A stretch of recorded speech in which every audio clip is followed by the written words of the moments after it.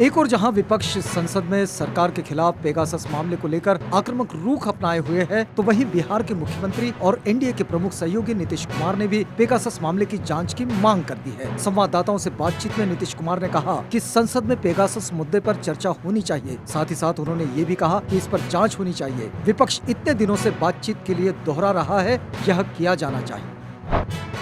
भारत और चीन के बीच सीमा विवाद के मुद्दे को लेकर कांग्रेस के पूर्व अध्यक्ष राहुल गांधी ने एक बार फिर पीएम नरेंद्र मोदी पर निशाना साधा है। उन्होंने ट्वीट करते हुए आरोप लगाया कि पीएम मोदी और उनके चापलूसों ने हजारों किलोमीटर भारतीय जमीन चीन को सौंप दी। हम इसे कब वापस हासिल कर रहे हैं? राहुल गांधी ने ट्वीट करते हुए कहा, मोदी जी व उनके चापलूसों ने हजारों किलोमीटर भारतीय भूमि चीन को सौंप दी। हम इसे कब वापस हासिल कर रहे हैं? ये पहली बार नहीं है जब राहुल गांधी ने सरकार को इस मुद्दे पर घेरा हो। इससे पहले भी वो कई बार सरकार पर निशाना साध चुके हैं। प्रधानमंत्री नरेंद्र मोदी ने ई-रूपी लॉन्च किया। प्रधानमंत्री ने कहा कि आज देश डिजिटल गवर्नेंस को नया आयाम दे रहा है।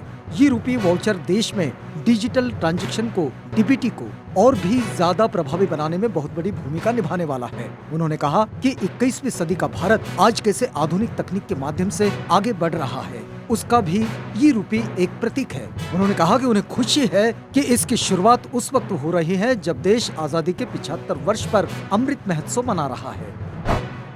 मुख्यमंत्री उद्धव ठाकरे ने संकेत दिए हैं कि संभावित तीसरी लहर की आशंका को देखते हुए फिलहाल लोकल ट्रेनों में पाबंदियां जारी रहेगी और आम लोगों या वैक्सीन लिए हुए लोगों को सफर की इजाजत नहीं होगी। वहीं उन्होंने जहां संक्रमण दर कम है, ऐसे जिलों में रात 8 बजे तक व्यापारिक गतिविधियां शुरू करने के भी संकेत दिए।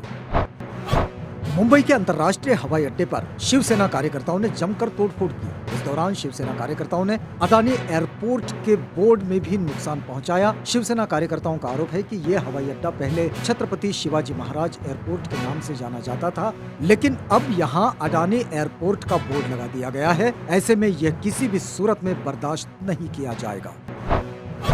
रामपुर के बहुजन समाज पार्टी के जिलाध्यक्ष एवं पूर्व मंत्री सुरेंद्र सिंह सागर ने कहा कि समाजवादी पार्टी आजकल बहुजन समाज पार्टी की नकल करने में लगी हुई है। वह जादवपुर में बूथ कमेटियों के गठन के अवसर पर बोल रहे थे। उन्होंने कहा कि जब बहुजन समाज पार्टी ने प्रबुद्ध सम्मेलन का आयोजन किया तो नकल करते हुए यही काम समाजवादी पार्टी ने भी करना शुरू कर दिया। बहुजन समाज पार्टी की नकल करते हुए बूथ कमेटी बनाना भी समाजवादी पार्टी ने शुरू कर दिया है। प्रदेश में समाजवादी पार्टी का जनाधार खत्म हो चुका है। भारतीय जनता पार्टी की सरकार से जनता बहुत परेशान है। प्रदेश में जनता परिवर्तन लाना चाहती है। आने वाले 2022 में उत्तर प्रदेश में ऐतिहासिक परिवर्तन होगा। पहले से ज्यादा बहुजन समाज पार्टी को जनादेश मिलेगा। पिछले दिनों पार्टी के राष्ट्रीय महासचिव सतीश चंद्र मिश्रा के नेतृत्व में वित्त विहीन विद्यालयों के मालिकों ने मिलकर अपनी समस्याओं को लेकर जो मांग रखी, बहन जी ने आश्वासन दिया है कि सरकार बनने पर सभी मांगे पूरी की जाएगी। बहन जी की कथनी करनी में कोई अंतर नहीं है, जो वो कहती है वो ही करती है। राष्ट्रीय जनता दल प्रमुख लालू यादव ने समाजवादी पार्टी के संरक्षक मुलायम सिंह यादव से मुलाकात की है। इसे 2022 में होने वाले यूपी चुनाव और 2024 में होने वाले आम चुनाव को लेकर देखा जा रहा है। इस दौरान समाजवादी पार्टी के अध्यक्ष और यूपी के पूर्व मुख्यमंत्री अखिलेश यादव भी मौजूद थे। लालू प्रसाद यादव ने कहा कि आज देश को पूंजीवाद, संप्रदायवाद की नहीं बल्कि समाजवाद की जरूरत है। लालू प्रसाद यादव ने इस मुलाकात की तस्वीर अपने ट्विटर हैंडल पर भी साझा की है। लालू प्रसाद यादव ने लिखा है, देश के वरिष्ठतम समाजवादी साथी आदरणीय श्री मुलायम सिंह जी से मुलाकात कर उनका कुशल क्षेम जाना। खेत खलिहान, गैर बराबरी, अशिक्षा, किसानों, गरीबों व बेरोजगारों की हमारी साझी चिंताएं और लड़ाई है। केंद्र की सत्तारूढ़ बीजेपी के खिलाफ विपक्षी दलों में एकता लाने की कोशिश एक बार फिर से शुरू हो गई है। इस बीच राष्ट्रीय जनता दल के नेता तेजस्वी यादव ने कहा कि कांग्रेस के बिना कोई भी विपक्षी मोर्चा नहीं बन सकता है। तृणमूल कांग्रेस, समाजवादी पार्टी और एनसीपी को अपने अहंकार को छोड़कर एक साथ आना होगा। तेजस्वी यादव ने कहा कि बंगाल की जनता ने देश को अच्छा संदेश दिया है। चुनाव नतीजों ने दिखाया है कि जनता सेकुलरिज्म में विश्वास करती है। जनता ने ममता बनर्जी के कार्यों के लिए वोट किया। बीजेपी की हर कोशिश बंगाल में फेल रही। आरजेडी नेता ने कहा कि ममता बनर्जी, अखिलेश यादव और शरद पवार के साथ उनकी मुलाकात होती रहती है और समय समय पर वे मिलते रहते हैं। हर किसी को देश की चिंता है। जल्द ही वे एक रणनीति के साथ सामने आएंगे। अखिलेश यादव और मायावती पहले 15 वर्षों का हिसाब दे। पिछड़ों का वोट लेकर राज करने वालों ने पिछड़ों के लिए कुछ भी नहीं किया। प्रधानमंत्री नरेंद्र मोदी ने मेडिकल की शिक्षा में पिछड़ों के लिए 27% के साथ ही गरीबों के लिए 10% आरक्षण देने का कार्य किया। ये बातें कही है केंद्रीय गृह मंत्री अमित शाह ने मिर्जापुर के महुआरिया में आयोजित जनसभा में। उत्तर प्रदेश के सियासी और जातिगत समीकरणों को देखते हुए कांग्रेस दलितों को साधने में कोई कोर कसर नहीं छोड़ना चाहती है। निषाद केवट मल्लाह सम्मेलन, मौर्य शाक के सैनिक कुशवाहा सम्मेलन और पाल गडेरिया धनगर सम्मेलनों का आयोजन पहले ही कर चुकी है। कांग्रेस दलितों को साधने के लिए अब 3 अगस्त को दलित स्वाभिमान दिवस मनाएगी। पेगासस जासूसी मामला और कृषि कानूनों सहित अन्य मुद्दों पर संसद में चल रहे हंगामे के कारण दोनों सदनों की कार्यवाही लगातार बाधित हो रही है। दोनों सदनों में विपक्ष सरकार पर जबरदस्त तरीके से हमलावर है, जिसका नतीजा ये हुआ कि अब तक लोकसभा और राज्यसभा में कामकाज सही से नहीं हो सका। इन सब के बीच राज्यसभा में नेता प्रतिपक्ष मल्लिकार्जुन खड़गे ने सरकार पर आरोप लगाया। खड़गे ने कहा कि सदन नहीं चल पा रहा है, जिसकी जिम्मेदार सरकार है। सरकार नहीं चाहती है कि उनकी पोल खुले। अगर पेगासस पर बहस हो गई तो राष्ट्रीय और अंतर्राष्ट्रीय स्तर पर सरकार को दिक्कत होगी। सरकार ये तो कहती है कि वो चर्चा के लिए तैयार है, लेकिन वो चर्चा नहीं करना चाहते। कांग्रेस के वरिष्ठ नेता गुलाम नबी आजाद ने कहा कि जम्मू कश्मीर विधानसभा चुनाव जब भी हो सभी को उसमें हिस्सा लेना चाहिए और कांग्रेस को इसकी तैयारी शुरू कर देनी चाहिए। आजाद ने कहा कि केंद्र शासित प्रदेशों में विधानसभा चुनाव की संभावना के बारे में पूछे गए एक सवाल के जवाब में उन्होंने कहा कि फिलहाल परिसीमन की कवायद जारी। इस समय वे अपने आवास पर संवाददाताओं से बातचीत कर रहे थे। मध्य प्रदेश में होने वाले उपचुनाव की तैयारियों के बीच कांग्रेस के दिग्गज नेता अरुण यादव ने बीजेपी में शामिल होने की अफवाहों पर विराम लगा दिया। अभी पार्टी की तरफ से उनका टिकट कंफर्म नहीं हुआ है, लेकिन इस बीच उन्हें लेकर कई तरह की चर्चाएं शुरू हो गई है। इन चर्चाओं पर अरुण यादव ने खुद ही ट्वीट कर अफवाह फैलाने वाले लोगों को जवाब दिया है। आपको बता दें कि अरुण यादव ने ट्वीट कर लिखा है कि उनके शरीर व परिवार के रक्त की एक एक बूंद में कांग्रेस विचारधारा का प्रवाह होता है।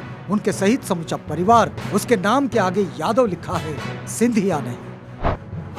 ईडी ने राष्ट्रवादी कांग्रेस पार्टी के नेता अनिल देशमुख और उनके बेटे ऋषिकेश देशमुख को पेश होने के लिए सम्मन जारी किया था, लेकिन अनिल और ऋषिकेश ईडी के दफ्तर में नहीं जाएंगे। अनिल देशमुख ने ईडी को खत लिखकर इस बात का जिक्र किया है। हालांकि उनके वकील इंद्रपाल सिंह ईडी दफ्तर पहुंचकर अधिकारियों से मुलाकात करेंगे। महाराष्ट्र के पूर्व गृह मंत्री अनिल देशमुख ने ईडी के सम्मन को टाइमिंग को लेकर भी सवाल उठाए हैं। ईडी को लिखे खत में देशमुख ने कहा कि सुप्रीम कोर्ट में मामला लंबित होने के बाद भी उन्हें जो सम्मन किया गया है उससे वह आश्चर्यचकित है।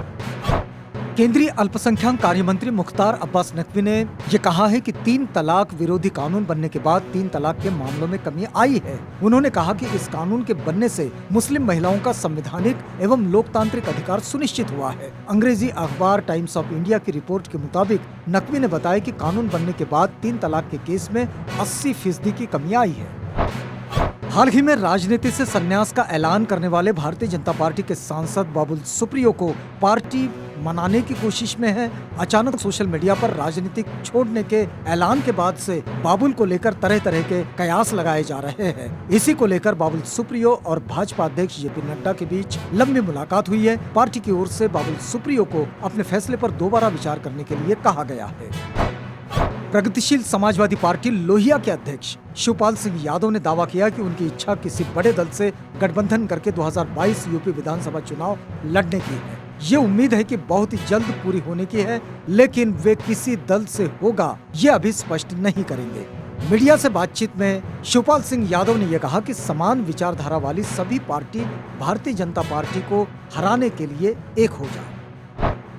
उत्तर प्रदेश में 2022 में होने वाले विधानसभा चुनाव को लेकर वीआईपी पार्टी के बाद अब जीतन राम मांझी की हिंदुस्तानी अवाम मोर्चा भी सक्रिय दिख रही है। जीतन राम मांझी के बेटे और बिहार सरकार में मंत्री संतोष सुमन इन दिनों यूपी दौरे पर हैं। संतोष सुमन ने बताया कि बिहार, बंगाल, झारखंड और त्रिपुरा के बाद अब उनकी पार्टी उत्तर प्रदेश में भी अपना काम शुरू करेगी। उत्तर प्रदेश में जनता से जुड़े कई ऐसे मुद्दे हैं जिन्हें पार्टी जोर शोर से उठाएगी।